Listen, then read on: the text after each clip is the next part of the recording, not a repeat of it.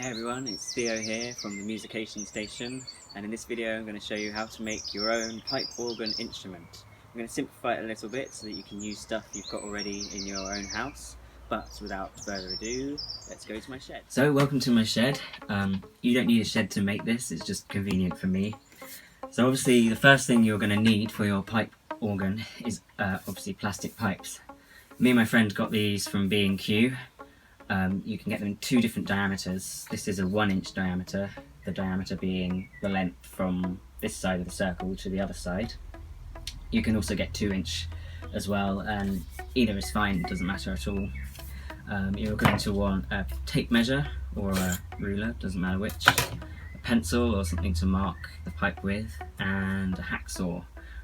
Hopefully a lot of households you already have these, but they're quite easy to come by if not. So the first thing we need to do is measure the pipe. So I looked online and I found a formula for working out the exact measurements of each pipe for each note. You don't have to do that at all. Any length pipe is going to give you a note.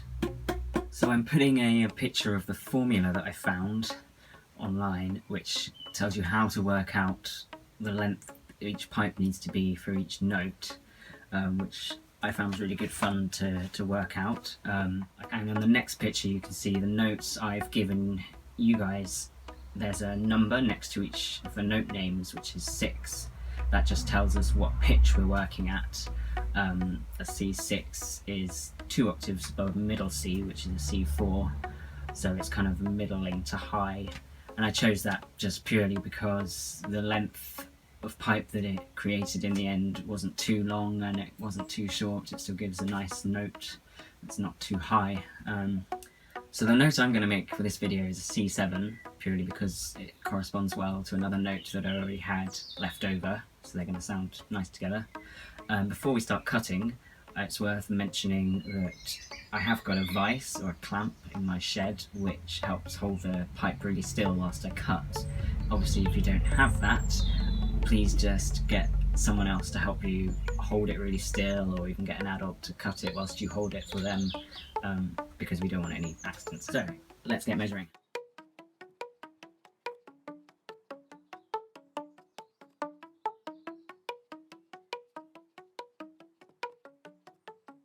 So I've just finished cutting that, and it didn't give a perfectly straight cut, but that actually doesn't matter because it still gives a note. So that's fine. And I forgot to mention, it's worth having just a bit of sandpaper, just so that you can smooth the edges a little bit. It's not sharp at all, but it'll just make it neater and a bit smoother. So I'll just do. So just before we go into the house and fix this to where we're going to make it, I'm just going to say about what I've been using as the beaters. These are just some inner soles. They've got a foam toe which is perfect. So if you've got something like this or flip-flops, they work really well.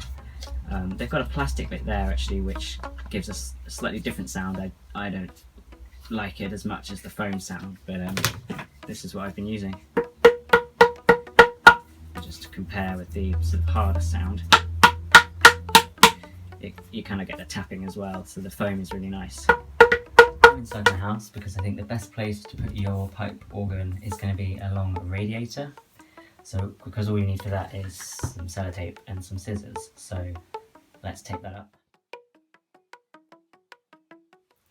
So the best way of taping it on is just doing 3 strips, one at the top, one in the middle, one at the bottom, just to kind of stop it really moving around a lot or side to side or up and down, and leaving a little bit of gap between each one, just so that when you're hitting it you only hit one note at a time, but then you can start to play.